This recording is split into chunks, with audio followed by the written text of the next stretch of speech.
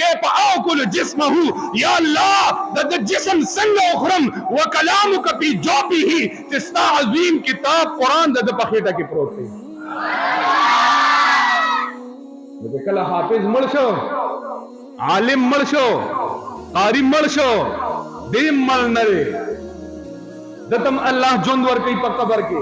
حضور فرمایي وی دا قرآن دا ځمکه وی چې یا الله زما خو جرأت نشي کېدی. ولې نه کېږي؟ دلته یو نقطه وره، جرأت یې ځکه نشي کېدی چې دې ځمکې ولې اول انکار نو کړی چې خدای زه حمل د قرآن نشم کولی. دې ځمکې اول انکار کړو چې خدای زه حمل د قرآن نشم کولی.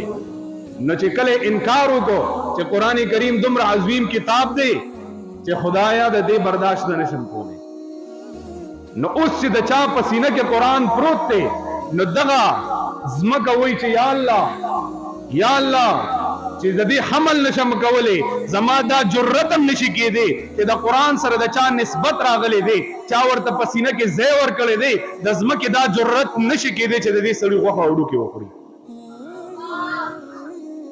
او دا خو لا پرېږده، ورپسې بل یو دوه کرښې لاندې وایي وی چې څوک اووه کاله د بادم روزانه خامخا یو اذان، اووه کاله د بادم روزانه خامخا یو اذان د مسجد کې وکړي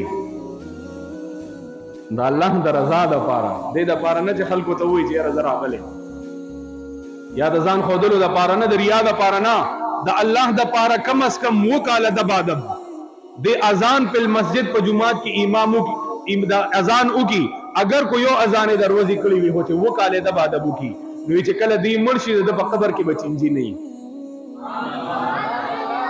د په قبر کې بچینجی نه وي، د جسم به الله په چینجو باندې نه خوري. کم خلق چې قرآن لزه ور کې پسینه کې دغه خلکو باندې الله د ځمکې عذاب نه نازلوي، دغه خلکو باندې الله جل جلاله قحط نه راولي، دغه خلکو باندې الله زلزلې نه راولي. ولې نه راولي؟ حضرت عمر فاروق پسینه کې قرآن لزه ور کړی دی، فرمایي چې وہ کال لس کاله کې میں صرف د سورہ بقرہ علم یاد کو، چې د سورہ بقرہ علم لې پسینه کې ځای ورکو.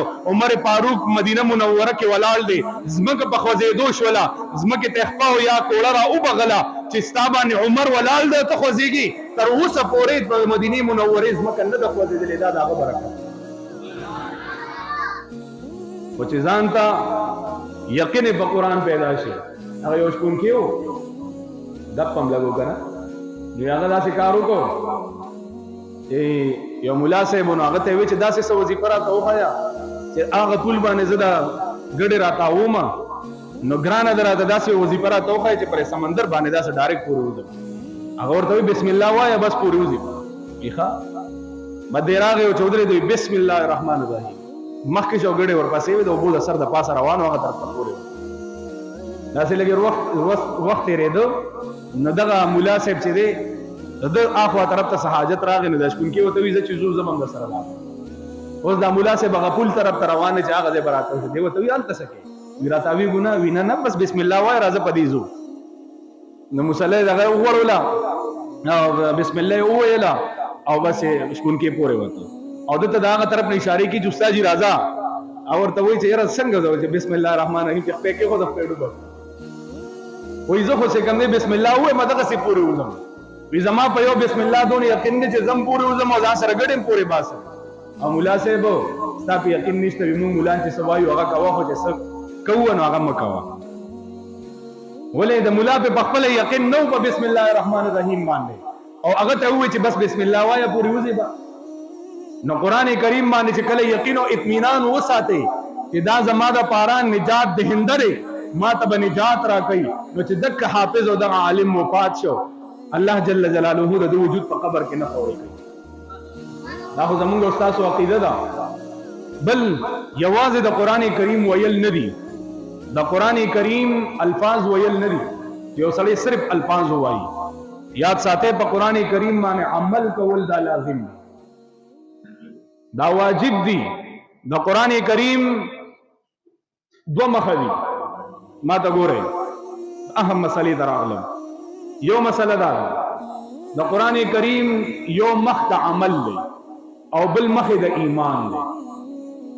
په قران کریم کې چې څومره خبرې د اعتقادیاتو د علم التوحید و صفات دا ذکر دی د علم العقائد دا ټول با پسر سترګو منی زره قدرې په کې چون چرانه کې کو دې وکړه ایمان نه قبول نه دی ایمان دې نه قبليږي مؤمن مسلمان نه دا ستاده لپاره د نجات ذریعہ نه جوړیږي.